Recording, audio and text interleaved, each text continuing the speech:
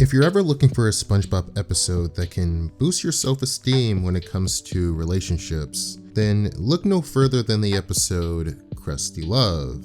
In the episode, Mr. Krabs asks out Mrs. Puff on a date, or at least he tries to during his ultra anxiety attack. Who can relate? Mrs. Puff says yes to Krabs' request and they go on a date and have a good time. Krabs, being naive at this kind of thing, wastes all of his money trying to impress his lady. At the end of the episode, he buys her everything under the sun, fearing that if he doesn't, he'll lose her. I think many of us can relate to Mr. Krabs in this episode. Especially as guys, we often make the mistake of buying our girl so many things in order to gain her attention. I'm not saying buying gifts for your woman is wrong or anything. I'm saying to have self-awareness and don't go overboard. Don't buy her more than what you can actually afford. Focus on what matters, the connection between you and her. And for my single guys out there, if you really want a girlfriend or a wife that will last, God can give that to you. Take it from me, even if you've never had a girlfriend before. Trust me, I've been there 23 years without ever dating anybody. But without going into too much detail, my prayers were answered this year.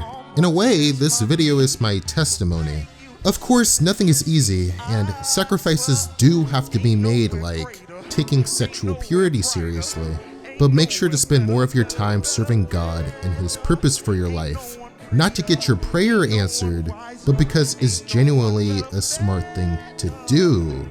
But yes, doing this does help you attract the girl of your dreams. From my experience, to get a girlfriend or a wife for that matter, all you have to do is ask God. Be serious and be specific about what you want. Focus on the qualities that matter, like personality and kindness. Be patient with people and give people a fair chance because it will likely happen in a way you didn't expect. And the person might look a little different than you imagined, or they'll have a different career than you thought, or they might live in a different country, etc. Don't be so narrow-minded. Be open to these possibilities because you'll be surprised when you start to build chemistry and trust with the person. Also, try not to be so materialistic about it because there are humble girls out there. It's possible to attract a humble woman like a Mrs. Puff who doesn't really care about things like expensive jewelry, expensive food, or expensive clothes. In conclusion, if you're a guy, try to find a Mrs. Puff in real life and remember, God over girls.